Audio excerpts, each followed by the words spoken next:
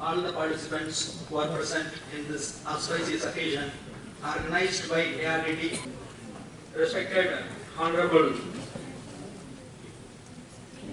Chief Minister Government of শুভারম্ভ সেই সঙ্গে বক্তাবাচক প্রতিপালন প্রকল্পের প্রস্তুত প্রশিক্ষণপ্রাপ্ত ভ্রাম্যমাণ শিক্ষাপ্রদানের কর্মীদের প্রজনন সামগ্রী বিতরণ অনুষ্ঠান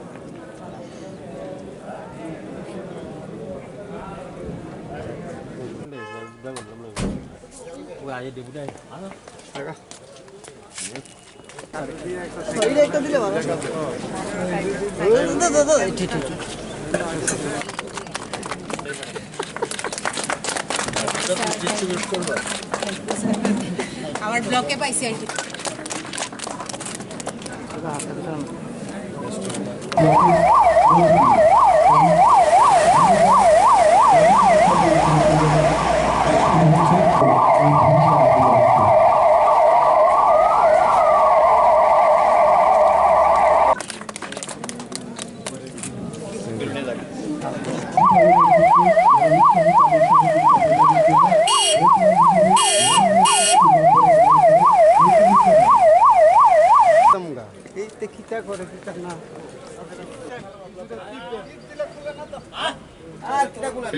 যারা আছেন তাদেরকে আমি হার্দিক অভিনন্দন ও শুভেচ্ছা জানাচ্ছি।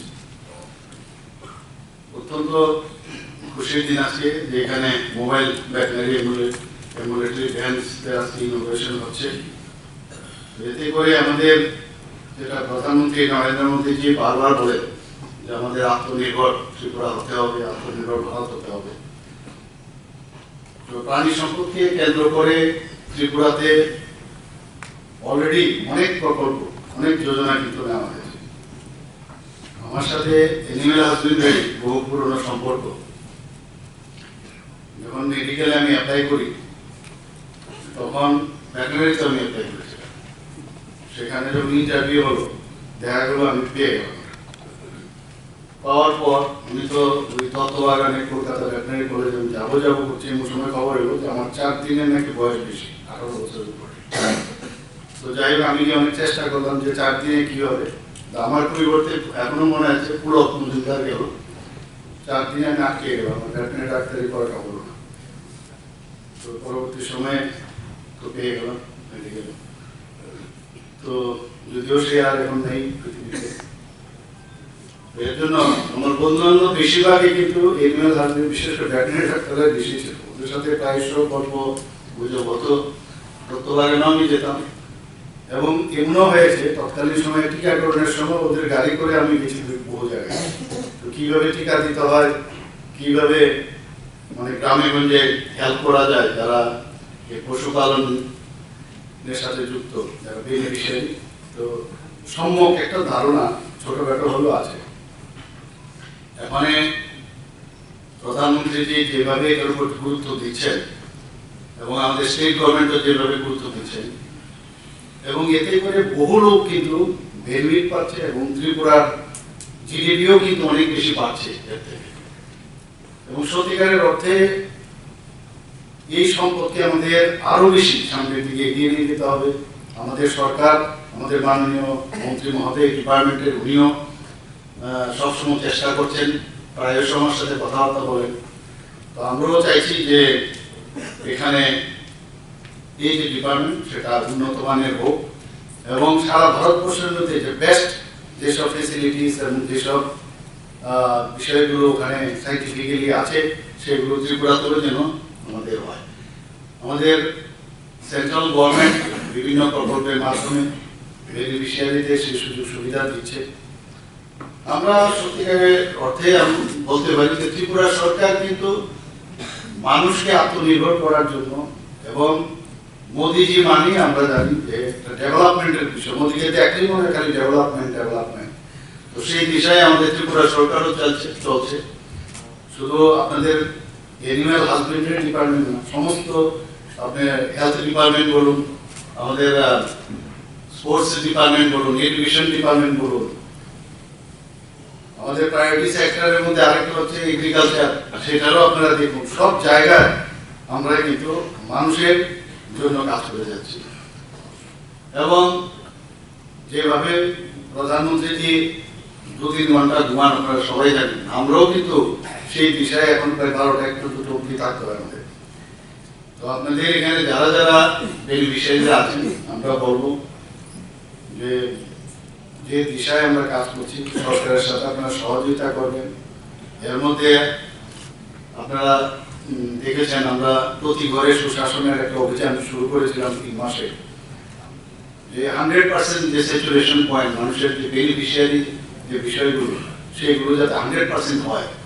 বিভিন্ন প্রান্তিক এরিয়াতে বহু জায়গায় আমরা দেখেছি এই সেন্ট্রাল গভর্নমেন্টের যে বেনিফিশিয়ারি স্কিম এবং আমাদের স্টেটের যে বেনিফিশিয়ারি স্কিম সেইগুলো সম্পর্কে অনেকের ধ্যান ধারণা।